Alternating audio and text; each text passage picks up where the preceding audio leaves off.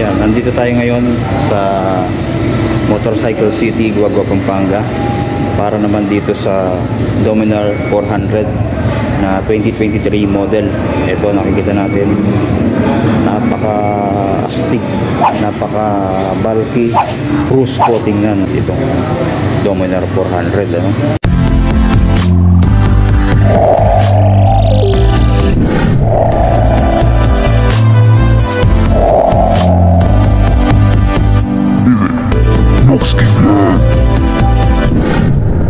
Ayan, meron na siyang windscreen dito, smoke lens ang kulay, headlight parang robot ang forma, then LED na rin, naka split type, pati yung signal light, no?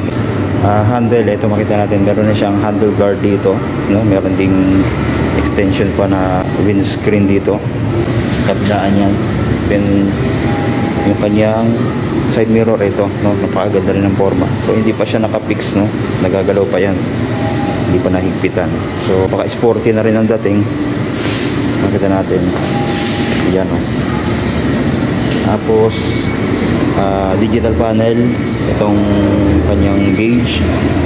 Then meron din siyang magandang features, ayan, no? May USB charging na siya dito. Tapos naka naked handlebar. Yan sa mga switch, ito naman nakita natin high and low nya. Yan, meron din siyang pass switch. Ayan, o. Tapos turn signal light, busina dito. Then sa kabila meron din siyang kill switch, then bukasan at patay ng ilaw, then yung electric starter nya.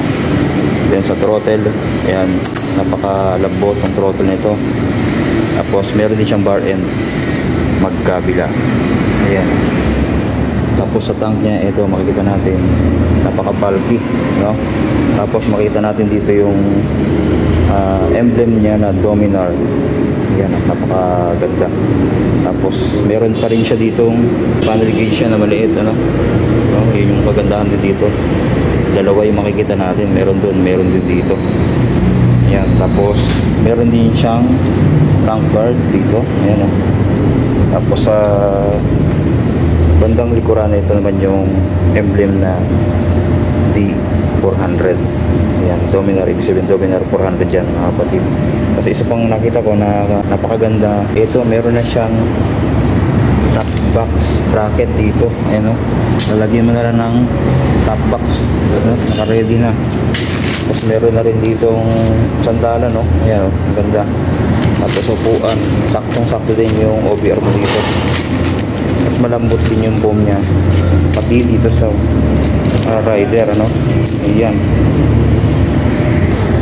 Tapos kinagandahan nga, mga kapatid, ay 400cc na siya, expressway legal na. Wala ka ng problema sa expressway, kahit saan mo dalhin ito, mga kapatid, pwede pa. Tapos ang mura pa nito, yung cash nito, mga kapatid. So mamaya papakita natin, no? Ayan. Then dito tingnan natin sa kanyang side dito. Ito meron na rin siyang crash guard dito, no? Hindi ka na magpapagawa pa, meron na, safe na. Then makikita na natin dito yung kanyang makina. Ayan, na napakalaki. Tapos ito yung spark plug nya, no? Dito sa pang ilalim nakita natin yung DTSI triple spark. So tatlo yung kanyang spark plug. Napakalakas nitong motor na to.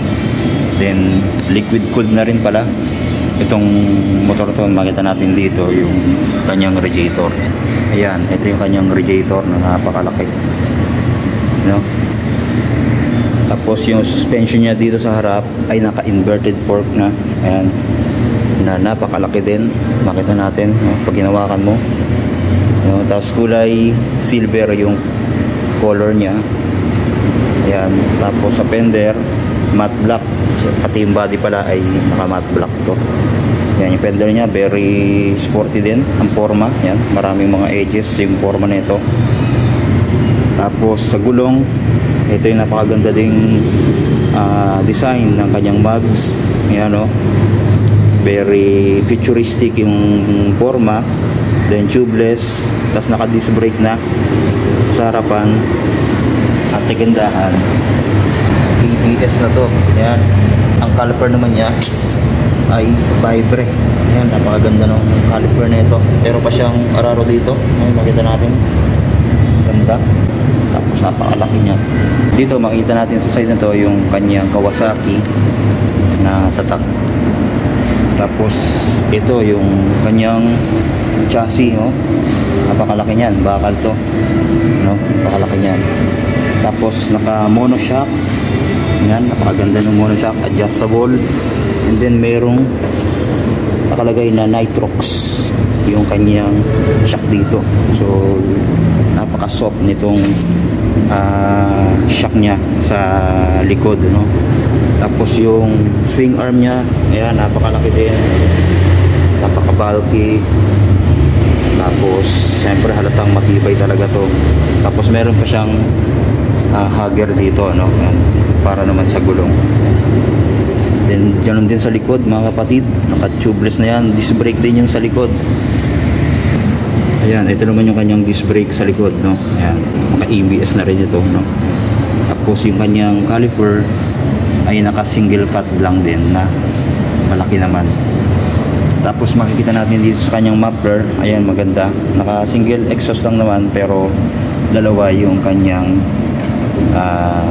pinakadulo dito. Ayan, ang ganda, very sporty na rin yung design. Then meron siyang heat guard dito na metal na kulay black. Ayan, tapos yung bracket niya dito, ayan, kulay black din. Tapos sa foot decks, napiflip din yan. Alloy din to na may kulay black lang siya. Yan, then dito sa likod sa kanyang taillight, yan, makita natin LED na po yan, yung ilaw niya, no? Isang napakagandang picture din na nilagay ng Kawasaki Dominar. Then pati sa fender dito sa likod ay hindi naman siya ganoon ka sporty ang dating, pero saktuhan lang din sa ganitong forma niya. LED yung ilaw dito sa may signal light. Then may ilaw din yan dito sa may plate holder. May reflector pa yan dito sa may pinakadulo, no? Ayan. Tapos dito, meron din siyang reflector dito, no? Added visibility din yan. Kabilaan po yan, meron dito sa kabila.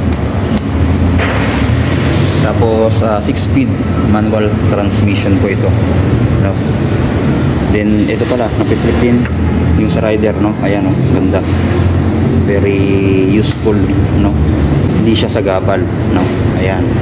Tapos ito naman yung sa preno sa likodan, yan. Tapos ito naman yung brake fluid niya. Then wala na palang kickstart, mga kapatid.